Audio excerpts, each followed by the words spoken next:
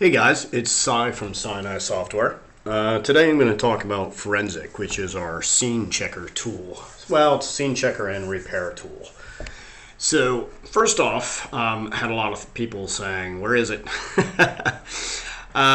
You can make a hotkey for it as well, but it is found as a utility plugin. So if you were to go to your hammer and go to your configure button sets, and scroll down to SiNi Software.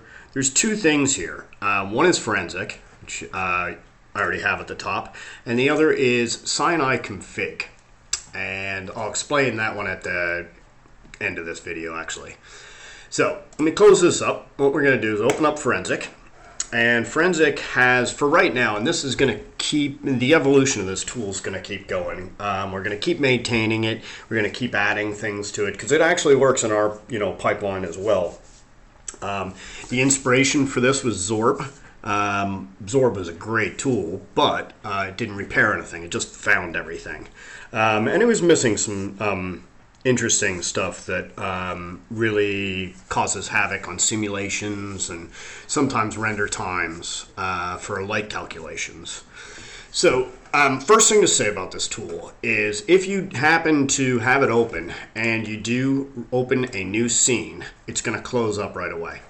The reason is because it already has data about that scene, and if you were to open up a new scene and say repair something, it's that data is not there. So what we're doing is on any open scene, we're just going to close up Forensic. So first thing to know is this is just a, this came directly out of CAD, and it's probably going to have some blocks and some other issues into it. So we're just going to do a quick scan, and we'll see, we got a couple issues with it. So we have CAD blocks, which you can select them all here, and then the X button will completely repair them or delete them, and depending on what the object is. CAD blocks, we're deleting them because you don't need them. You just want the original objects. Some other stuff, so empty layers, want to get rid of those. Scaled objects. We have two sort of scaled objects. We have negative scaled and scaled objects. And negative scaled wreaks havoc on lights generally, if you have negative scaled lights. Objects themselves, if you were to put a symmetry on it, it would actually give you a negative scaled object. Or, well, say if you mirrored something that's scaled. So not really worried about negative scaled stuff. We're just worried about all sorts of scaled stuff.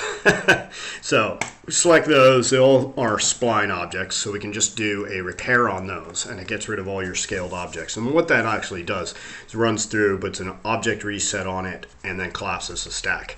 So if you do have stuff with modifiers that you do want to keep, you might not want to scale everything. You might want to select them, isolate them, and take a look. Now, the last thing with this scene that it seems to have is empty objects. So let's just select those, and I'll isolate those for a minute. And you can see that there's, nothing there.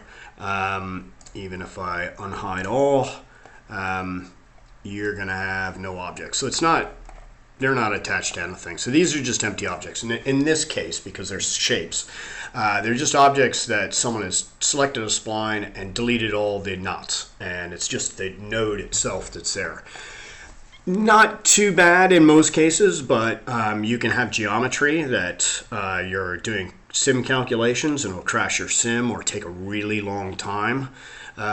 Also, some light calculations, it's going to try and figure out some lighting with it, and that'll take some time as well because it's an empty object. It's trying to figure out what it is. So, just get rid of those. The other one we have here is empty mod. And what that is it's an object that actually probably had some knots or verts or faces before someone put a modifier on it. And at the point of at the top of the modifier stack, now it's an empty object. So it's just something to sort of catch. So that's pretty much like a little quick look at our forensic tool. The other thing, what I'll do is I'll open up a bigger scene in a different video. But I sort of just wanted to go over like what sort of stuff this does. It's pretty much a scene checker and repair tool. The modifier side of it, I'll go over in a bigger scene. But like I said, this is always going to be a free tool. We're going to keep maintaining it. So any suggestions you guys out there have, we'd appreciate hearing from you guys. The last one that I did say I would talk about, and this is SiNi configure. And the only reason this is here is if you were to and this works for opening your Decipher as well, because that's the only way you're going to be able to open your Decipher. If you have this set as auto log when startup, you'll probably never see it again. If this happens to go off the screen, say you have had 3 monitors, this was on one of the monitors, and you remove one, now you work with 2.